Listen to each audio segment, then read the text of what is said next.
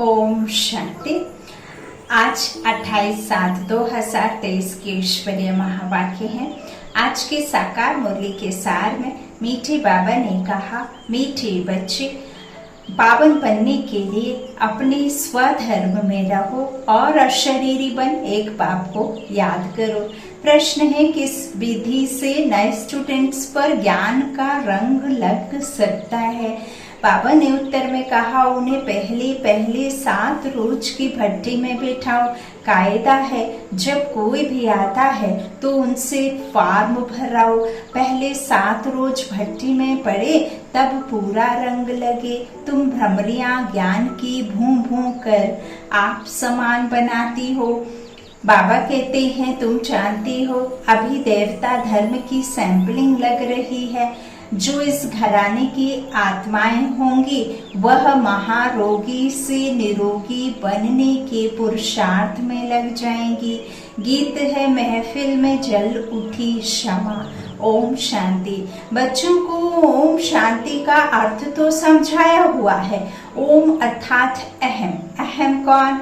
आत्मा और मेरा शरीर। बाबा कहते हैं, आत्मा और मेरा शरीर कर्मेंद्रियां। आत्मा का स्वधर्म ही साइलेंस है। आत्मा किसकी संतान है? कहेंगे परम पिता परमात्मा की।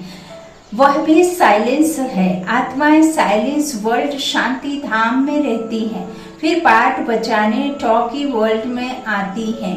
अब बेहद का बाप कहते हैं, हे बच्चे, अपने स्वधर्म में रहो, अशरीरी होकर बैठो, बाप को याद करो।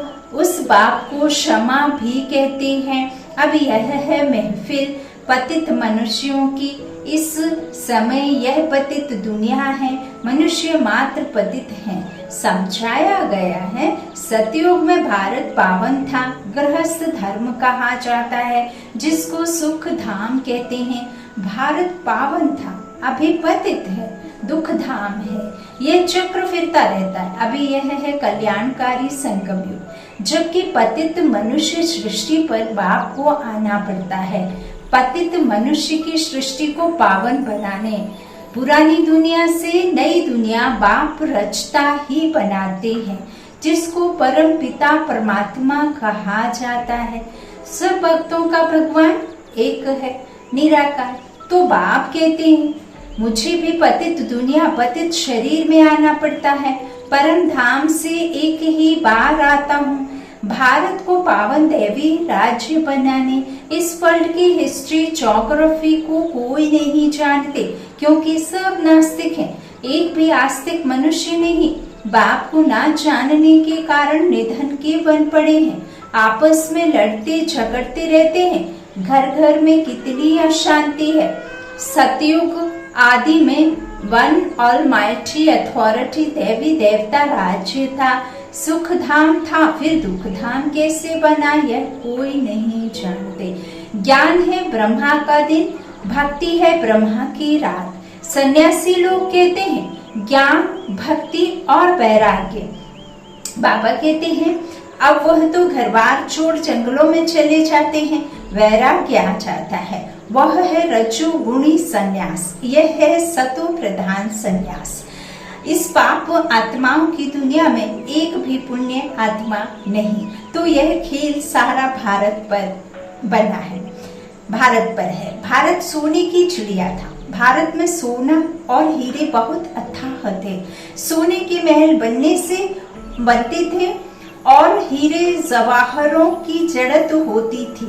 अभी तो भारत कौड़ी जैसा बना हुआ है, फिर उनको हीरे जैसा बाप ही बनाते हैं। तुम जानते हो, हम मनुष्य से देवता बन रहे हैं। अभी वह बाप पतितों की महफिल में आए हैं। मनुष्य समझते हैं पतित पावनी गंगा है, स्नान करने जाते हैं, फिर भी कोई पाप आत्मा से पुण्य आत्मा नहीं बनते। फिर साल बाई साल जाकर गंगा स्नान करते हैं। इस समय कोई भी पावन नहीं है। जब तक पावन बनाने वाला बाप ना आए, तब तक पावन बन ना सके। पावन बनाते हैं गीता का भगवान, और गीता का भगवान कहते हैं कि वह भगवान तो सभी आत्माओं का बाप एक ही है। ऐसे नहीं कि सब भक्त भगवान भगवान है, वह सर्वव्यापी भगवान है, यह तो भगवान की ग्लानि करते हैं। इसलिए यदा यदा ही धर्मस्य कहते, तो यह भारत के लिए ही गाया हुआ है। जो बाप आकर भारत को हीरे जैसा बनाते हैं, उनकी कितनी निंदा करते हैं। ऋषि मुनि फिर कहते आए हैं, रचता और रचना बेअंत है अथवा नेति नेति है, हम नहीं जानते। और आजकल के मनुष्य फिर कह देते सर्वव्यापी है। बाप कहते हैं ऐसे जब बन जाते हैं, तब मैं आकर पाप आत्मा से पुण्य आत्मा देवता बनाता हूँ।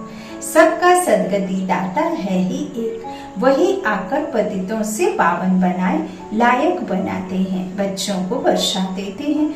लौकिक बाप से मिला है अल्पकाल का वर्षा, बेहद का बाप कहते हैं मैं तुमको 21 जन्मों के लिए वर्षा देता हूँ, पवित्रता, शांति और सुख का।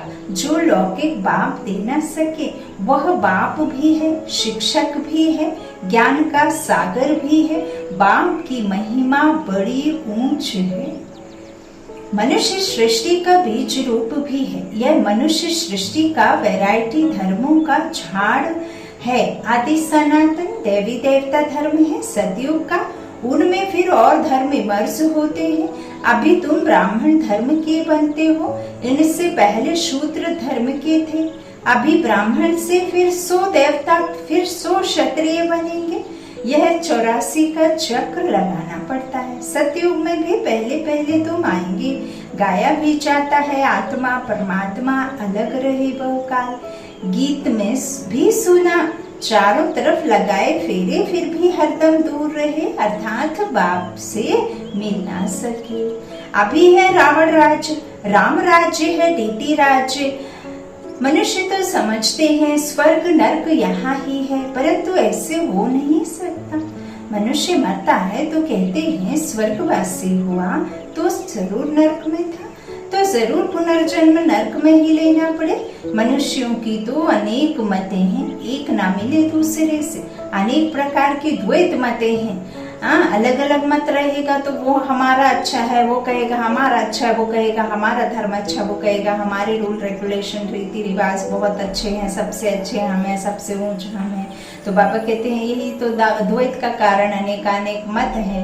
एक मत होते तो लड़ाई की बात ही नहीं है। तो परमात्मा कहते हैं ये है ही आधा कल्प कौन सी मत चलती है। बाबा कहते हैं अनेक प्रकार की द्वैत मतें हैं।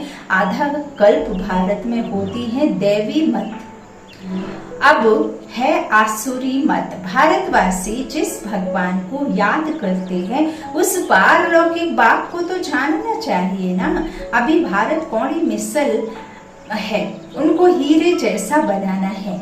गांधी अथवा नेहरू भी चाहते थे भारत में वर्ल्ड ऑलमाइटी अथॉरिटी राम राज्य हो। समझते हैं कोई समय भारत में था, अभी नहीं है, इसलिए राम राज्य की कोशिश करते हैं। परंतु यह कोई मनुष्य के हाथ में नहीं है। तुम हो ब्राह्मण प्रजा पिता ब्रह्मा की संतान, निराकार आत्माएं हैं परम पिता परमात्मा की संतान। वर्षा है ब्रह्मा कुमार कुमारियों को, ब्रह्मा को भी वर्षा शिव बाबा से मिलता है। यह भी भाई हो गया, बच्चे सब हैं भाई भाई, तो जरूर एक बाप है सब आत्माओं का। अभी तुम ब्रह्मा की मुख वंशावली ब्राह्मण आपस में भाई बहन ठहरे।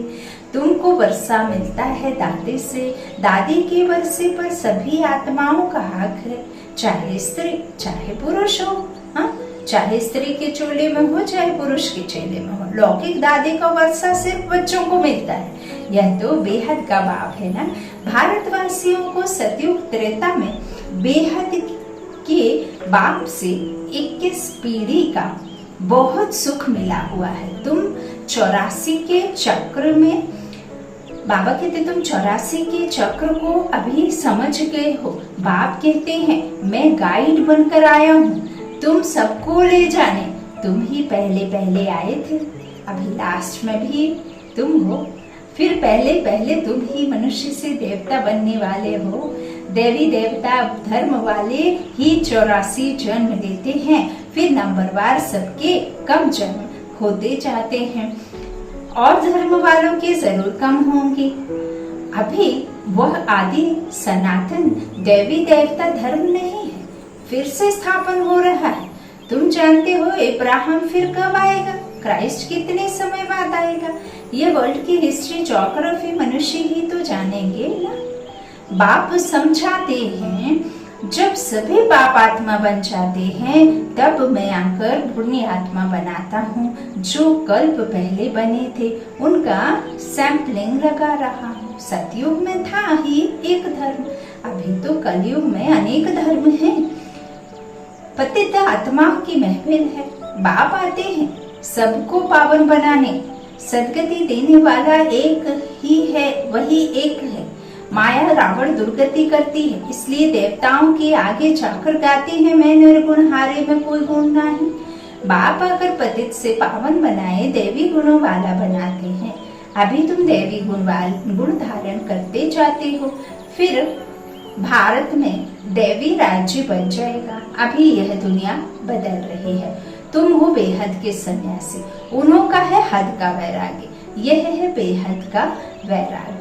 तुम सारी पुरानी सृष्टि को भूल अपने बाप को याद कर वर्षा लेते हो। बाप कहते हैं मुझे याद करेंगे तो उस याद अथवा योग अग्नि से विकर्म विनाश होंगे, फिर तुम विक्रमाजीत बनेंगे। बाबा ने समझाया है, जब कोई 4-5 इकट्ठे आते हैं तो फार्म अलग अलग भराओ तो मालूम पड़े कि वह किस धर्म का है।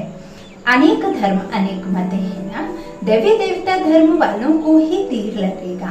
कराची में हमेशा अलग अलग समझाते थे। फार्म भराने का कायदा भी जरूरी है। 7 रोज भट्टी में पढ़ना पड़े। 7 रोज का कोर्स बाबा 7 रोज की भट्टी कहते हैं। तो बाबा कहते हैं इसमें जरूर पढ़ना पड़े, क्योंकि महारोगी बन पड़े हैं। भ्रमरी का मिसाल, तुम बच्चे भ्रमरिया हो, मुंह मुंह कर आप समान बनाना पड़ता है। देवता धर्म वालों की ही सैंपलिंग लगेगी। बच्चों को युक्तियाँ भी सीखनी है। बोलो 7 रोज जब समझो तब मुलाकात हो सकेगी और तुम पर संग, बाबा कहते तुम पर रंग भी तब लगेगा तुम सभी ब्रह्मा कुमार कुमारियां हो। बाबा कहते मनुष्य इतना भी नहीं पूछते इतने ब्रह्मा कुमार कुमारियां क्या है।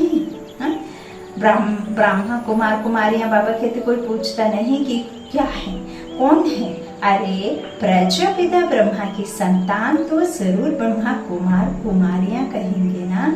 क्रिमिनल असॉल्ट हो ना सके। जो परमात्मा के बच्चे बन जाते हैं वो कभी आपस में लड़ाई नहीं कर सकते, एक दूसरे से द्वेष भावना नहीं रह सकती।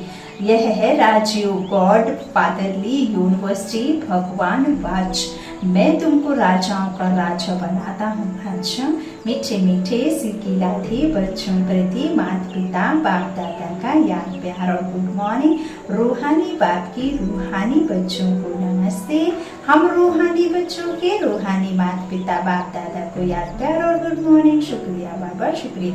धारणा के लिए मुख्य सार, पहला बाबा ने कहा विक्रमाजीत बनने के लिए सारी पुरानी दुनिया से बेहद का वैराग्य कर, इसे भूल एक बाप की याद में रहना है। दूसरा भ्रमरे मिसल ज्ञान रंग लगाने की सेवा करनी है। युक्ति से महारोगियों को निरोगी, नास्तिक को आस्तिक बनाना है, सच्चा आस्तिक। वतन है सदा साक्षी स्थिति में स्थित रहे, निर्लेप अवस्था का अनुभव करने वाले सहज योगी भाव। जो देह के संबंध और देह के साक्षी अर्थात न्यारे हैं। बाबा कहते हैं देह से साक्षी अर्थात न्यारे। देह के संबंध में देह याद आएगी और देह के सुख सुविधाएं और रिश्तेदार, रिलेटिव्स, फ्रेंड्स, माता पिता, भाई बंधु यही आएंगे। तो बाबा कहते जो देह के संबंध और देह के से साक्षी अर्थात न्यारे हैं, खुद को आत्मा निश्चय करें। जिससे बात कर रहे हैं उसका भी आत्मा स्वरूप देखें, है ना। वो आत्मा उसके शरीर में पार्ट बजाते हुए आपसे बात कर रही है ना। तो बाबा कहते ये है न्यारापन, आत्मा साक्षी होकर देखना है खुद को और उनको भी। तो वो इस पुरानी दुनिया से भी साक्षी हो जाते हैं। बाबा कहते वे संपर्क में आते हुए देखते हुए भी सदा न्यारे और प्यारे रहते हैं। यह स्टेज से सहज योगी का अनुभव कराती है। इसी को कहते हैं साथ में रहते हुए भी निर्लेप आत्मा निर्लेप नहीं है, लेकिन आत्म अभिमानी स्टेज निर्लेप अर्थात माया के लेप व आकर्षण से परे है। इस अवस्था में रहने वाले माया के वार से बच जाते हैं। स्लोगन है, शुभावना और शुभकामना द्वारा सूक्ष्म सेवा करने वाले ही महान आत्मा है। शुभावना और शुभकामना द्वारा सूक्ष्म सेवा करने वाले ही महान आत्मा है। मातेश्वरी जी के महावाक्य, परमात्मा एक है, बाकी सर्व मनुष्य आत्माएं हैं। अब यह तो सारी दुनिया जानती है कि परमात्मा एक है, वो सर्वशक्तिवान है, जानी जाननहार है। ऐसे तो सारी दुनिया खुद भी कहती है हम परमात्मा की संतान हैं। परमात्मा एक है, भले कोई धर्म वाला हो वो भी परमात्मा को ही मानते हैं। वो भी अपने को परमात्मा द्वारा भेजा हुआ संदेशवाहक समझते हैं। कहते हैं ना हम किसके बंदे हैं, खुदा के बंदे, है ना। तो बाबा कहते हैं ऐसे ही संदेश लेकर अपने अपने धर्म की स्थापना करते। जैसे गुरु नानक ने भी परमात्मा की इतनी बड़ाई की। एक ओंकार सतनाम, एक ओंकार का अर्थ है परमात्मा एक है, सत्य नाम अर्थात उसका नाम सत्य है, तो वो या परमात्मा नाम रूप वाला भी है, अविनाशी है, अकाल मूर्त भी है, तो फिर कर्ता पुरुष भी है। माना वो खुद अकर्ता होते हुए भी कैसे ब्रह्मा तन द्वारा कर्ता पुरुष भी बनता है। अब यह सारी महिमा एक परमात्मा की है। अब मनुष्य इतना समझते हुए भी फिर भी कहते हैं ईश्वर सर्वत्र है। अहम आत्मा को परमात्मा है, अहम आत्मा सो परमात्मा है। अगर सभी परमात्मा ठहरे फिर एको ओंकार यह महिमा फिर परमात्मा किस परमात्मा की करते हैं? यही सबूत है कि परमात्मा एक है। डायरेक्ट ईश्वरीय ज्ञान से सफलता, यह जो अपने को अविनाशी ज्ञान मिल रहा है वो डायरेक्ट ज्ञान सागर परमात्मा द्वारा मिल रहा है, इनडायरेक्ट नहीं, आधार के द्वारा नहीं, है ना। तो बाबा कहते हैं इस ज्ञान, मातेश्वरी जी के महावाक्य हैं, तो इस ज्ञान को हम ईश्वरीय ज्ञान कहते हैं, क्योंकि इस ज्ञान से मनुष्य आदि मध्य अंत सुख पाते हैं, अर्थात जन्म जन्मांतर दुख के बंधन से छूट जाते हैं, कर्म बंधन में नहीं आते। इसलिए ही इस ज्ञान को अविनाशी ज्ञान कहा जाता है। अब यह ज्ञान सिर्फ एक ही अविनाशी परम पिता परमात्मा द्वारा हमें प्राप्त होता है, क्योंकि वो खुद अविनाशी है। बाकी तो सब मनुष्य आत्माएं जन्म मरण के चक्र में आने वाली हैं, इसलिए उनसे मिला हुआ ज्ञान हमें कर्म बंधन से छुटकारा देने वाला नहीं है। इस कारण उन्होंने ज्ञान को मिथ्या ज्ञान अथवा विनाशी ज्ञान कहेंगे। लेकिन यह देवताएं सदा अमर हैं, क्योंकि इन्होंने अविनाशी परमात्मा द्वारा यह अविनाशी ज्ञान प्राप्त किया है। तो इससे साबित है कि परमात्मा भी एक है, तो उसका ज्ञान भी एक है। इस ज्ञान में दो मुख्य बातें हैं जो बुद्धि में रखनी है। एक तो इसमें विकारी कलियुगी संग दोष से दूर होना है, और दूसरी बात कि मलेच्छ खान पान आदि की परहेज रखनी है। इस परहेज रखने से ही जीवन सफल होती है। अच्छा, ओ